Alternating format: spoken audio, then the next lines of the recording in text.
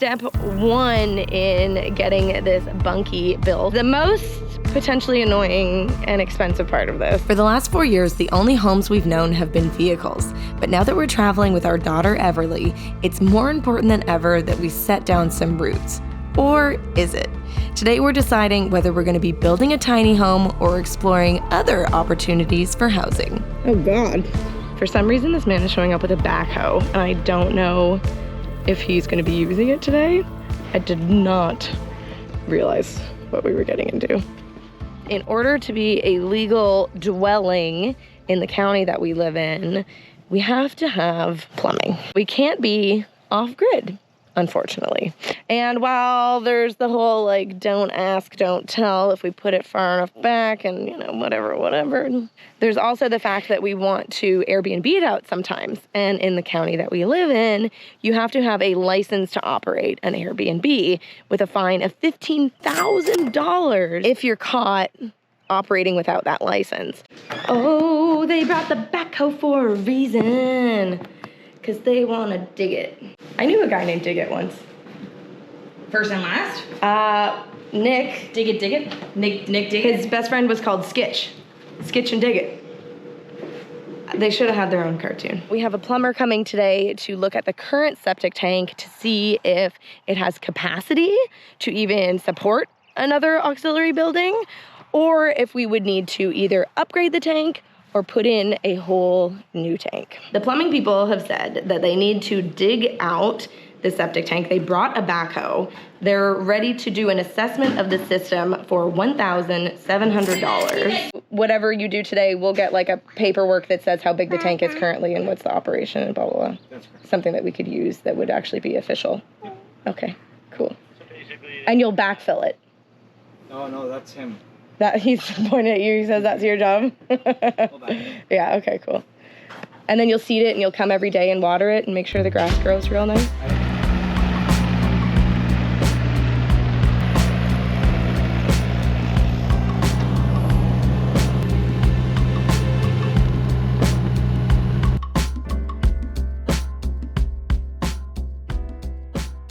Oh my God! What? Why am I smelling it? It doesn't smell like anything. It smells like a herb. Lemon. Yeah? Right? Why? I don't know. We call them fire ants, but you also call them lemon ants. Anytime we're around septics, they're there. Really? Yeah. I thought we panned for gold. I was like, shit, we're in the money. Okay.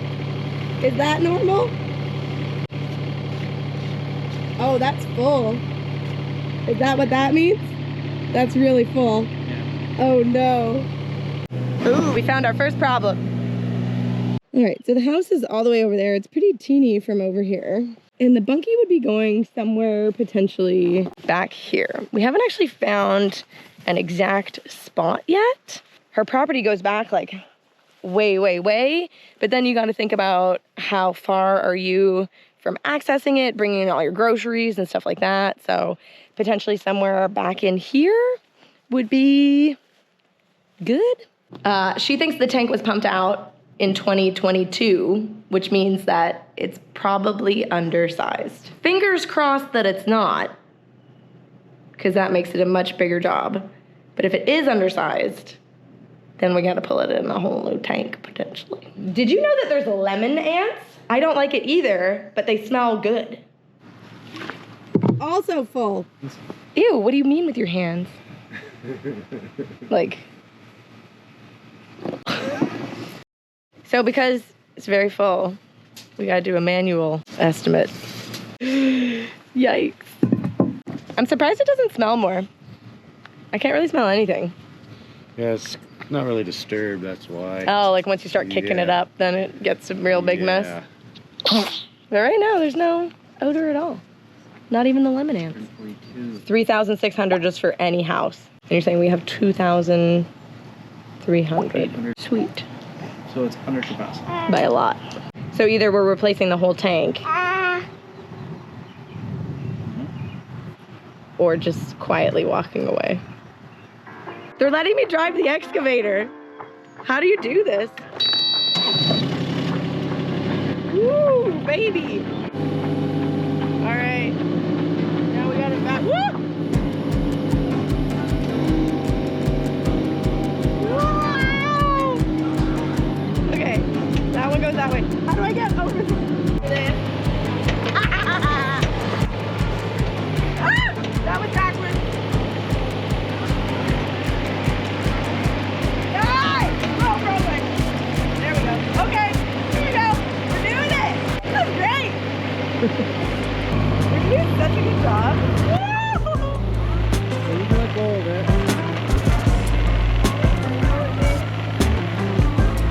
Why did you let me do this? Thank you.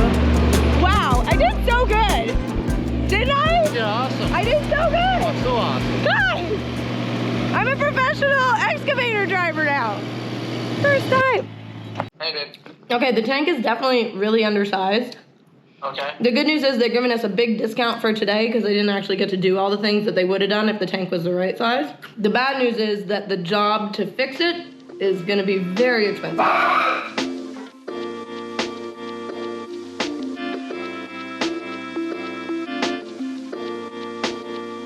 We're driving in our new truck, which we haven't named yet, so we need you guys to help us with that. If you've got any suggestions for the name of this beautiful Ram 1500 truck, let us know in the comments below. I want you guys to decide what you think we should name it, but we watched a lot of Bluey because of the baby, and so that's the one name that's like stuck in my mind. It's too on the nose though. The truck's Bluey, I don't know, you know, whatever. You let us know. Well, we have Sunny, so maybe this one's something. Sunny like, and Bluey? No, maybe this is some like, I don't know, something with the environment. Stormy. As well. We're not good at this. We need your Yeah, we help. don't I don't think everybody knows what a bunkie is. And so right now we are gonna go to see the bunkies that we actually want to put on the property. I'm excited to see it in person because we haven't yet, because their factory is actually like 4+ hours away from us, and with the baby and everything going on, it's just like really hard to make that drive. Hopefully this will get us excited and help us decide And then you guys- which bunkie. And then you guys will actually know what a bunkie is. I knew that was going to be confusing. I guess it's a Canadian thing to call it a bunkie. I don't know. As it turns out, bunkie is a very Canadian term. Even the dictionary says that it's only in Canada that we call these outbuildings that are sometimes used for guests, sometimes used for storage, bunkies. The nice thing is, once you have it built, you can put whatever you want on the inside. This feels bigger than I thought it would. We are so lucky to have this collection of bunkies nearby. They're all from the company called Bunkie Life, and Teresa and Keith were more than excited to show us their little bunkie village. What really drew our attention about these bunkies to begin with is that they're all under 105 square feet, which means that you do not need a building permit to erect one of these bunkies in your property. Yeah, but honestly, seeing it and like being in it, it feels a lot bigger than what it looks online. Like you're like, that's gonna be a really small space. Yeah. But this is nice.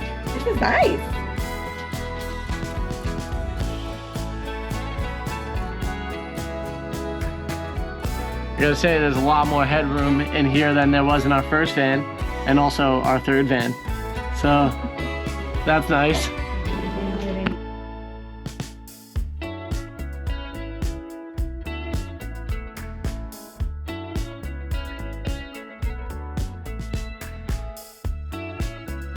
Hit me with it, babe. What did the plumber say to you? Well, it was a very interesting conversation with the plumber. And then we just had some confirmation from the head plumber. First and foremost, I don't like the interesting aspect to it. It's super I interesting. feel like it's gonna be expensive. Yeah, so to plumb anything, once you start plumbing, you need building codes. And so to have the tiny home on the property, for somebody to be able to sleep in it, there has to be some kind of like toilet system, which means there has to be some kind of plumbing, which then means we need some kind of building codes. And we're talking about, especially like in this area in Ontario. Rules. If it was Ontario as a whole, you could technically do like a compost toilet, no?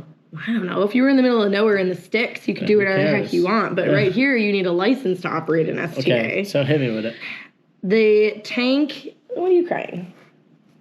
is undersized for any building regulation code since he said like the 80s. Oh, so it's been in there since before the 80s. Yeah, tank is severely undersized even for the current dwelling. Yeah. And that if we were to do anything, we would have to get a bigger tank for the house. Yeah. Period, end stop. Like, we need a bigger tank for the house without even adding anything to the septic tank. So, like, it's not going to fly. He said, well, what I would do if I was you is to just put the building plan through for the tiny home and then see if they say they want a septic evaluation. Yeah. So you could kind of like say, this is our plan. We're going to put it here. We're going to tap it into the septic. And maybe they don't say anything. But likelihood is that they're going to ask for a septic evaluation. Then you're going to get the septic evaluation. And then it's going to be not good. The cost of getting the smallest system new, he said it's going to be between $17,000 and $25,000. Like, maybe we could dig it ourselves, and then that could save us some money. Like, the neighbor does have a backhoe. Yeah. And we could just, I mean, guys, I'm an experienced excavator driver. As you can see from the video.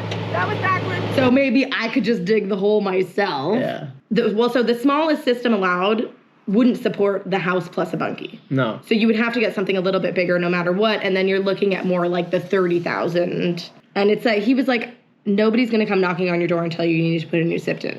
If you just want to leave it and not think about it, it's fine. Just like remember to pump it out a little bit more frequently. Yeah. You know what I mean? I mean, maybe Jeff would work us a little deal. We'll get the $1,000 off. We'll dig the hole ourselves, you know, do these things. Maybe we dig the lines.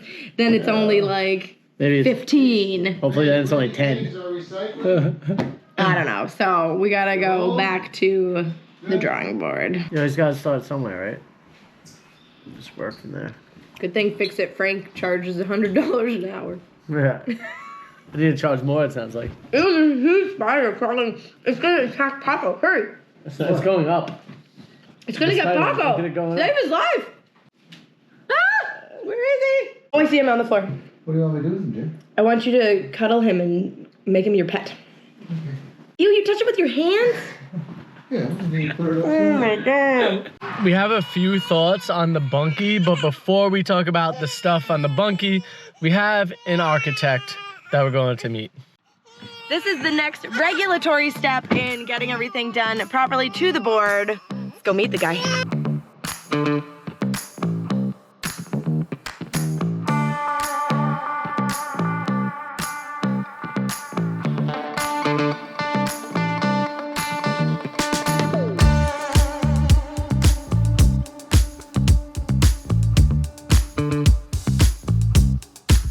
Very interesting conversation.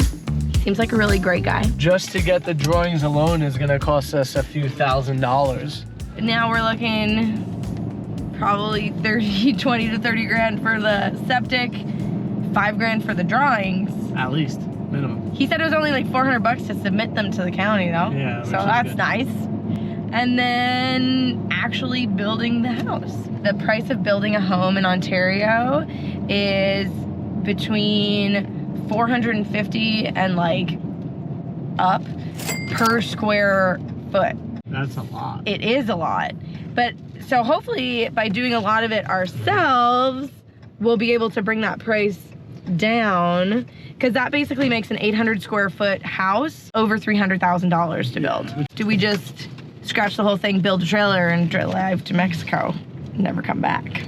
I don't know why this has like wormholed into my brain. Yeah, we want to be traveling and we want to do all of this stuff. I put her in drive.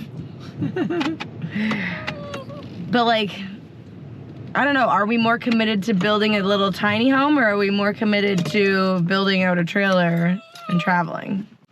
I think it's kind of 50-50. Like, I kind of do want that spot to be able to be like securing in one spot at and like leave things and that we could call our own. Here's one really good thing about it.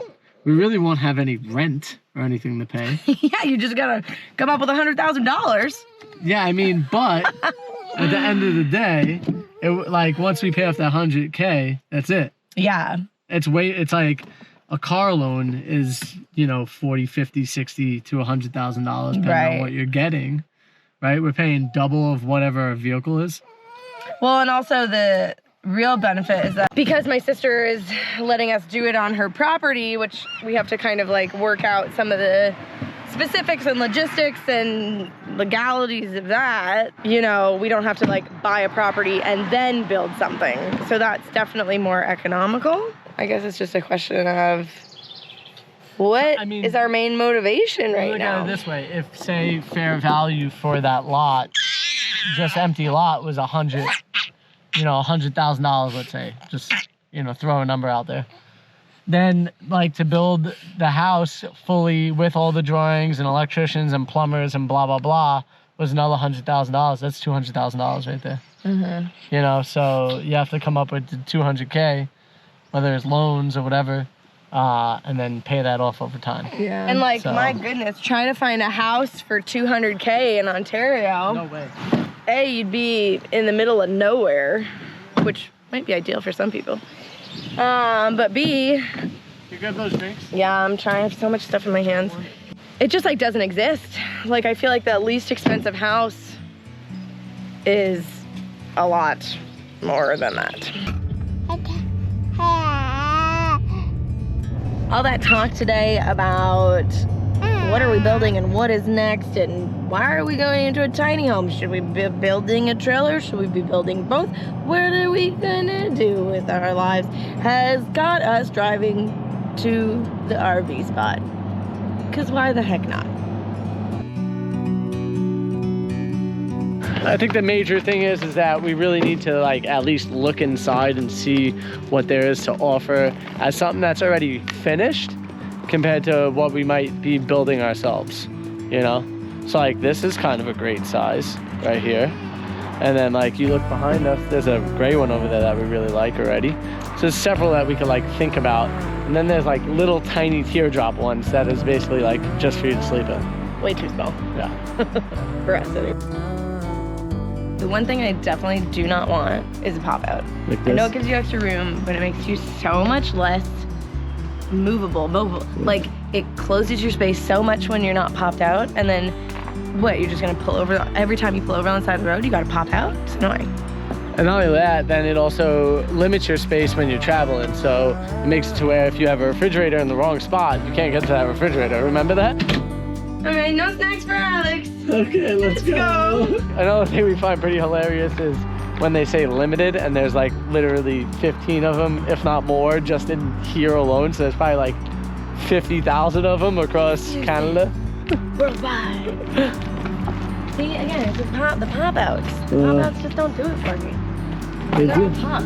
I like all the doors. They finally went to the idea of like tinted is good. Yeah. You can I see wonder right if the tinted windows work at night.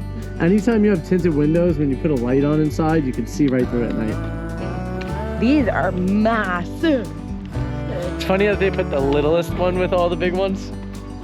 What kind of a truck do you need to tow this? Yeah, that's a big one. Frank, they got an oldie over there for you. I'm done touching old shit. But I'm older than you. That's true. Maybe I'm not done touching old shit. Wait a minute. What? Wait a minute. What? Sounds like you might have a galley kitchen because it's a very efficient way to use it. Right. This is like just enough room. You've got a full bath over here, a wet bath. Fridge in the front, which is maybe well, I would say inconvenient because it's so far away from the kitchen. It's not far. It's pretty good actually. Then you've got your kitchen galley here, little microwave, bed. Ooh, this is the Bushwhacker Pro Plus. Don't say it. Limited. So obviously this is kind of a couple's trailer, keeping it small, Yeah. light, maneuverable, Yeah. towable. Yeah. And we have a whole bunch of ones in and around this shape. Ooh, this is definitely a lot of room here. Oh What's yeah. the length of this one? This one is 24 and a half feet. Okay. This is as short and light as you can get and still have everything that most adult couples say they want.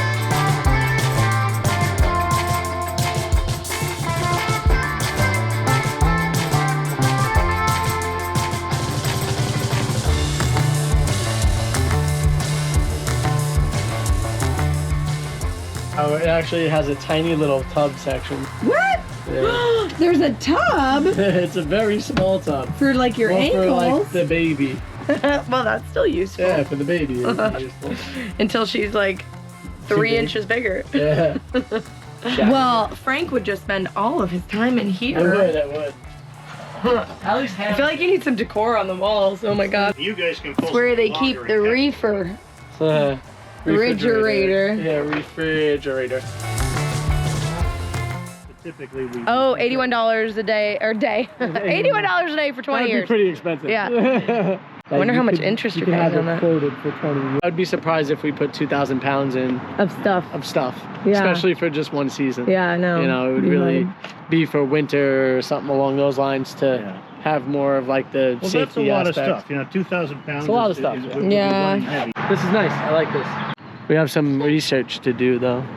I really like the idea in quite a few of those. That's the reason why I was like, ooh, get a picture of this like layout, because if we do build something ourselves, there was a few layouts that I actually really liked being here. And this spot, if you're not a person that can like build it yourself, this might be the perfect place for you to come, because not only was Mark super helpful, but he's like, listen, if there's something in particular that you really want, bring it to the table for me. That way I could find it for you.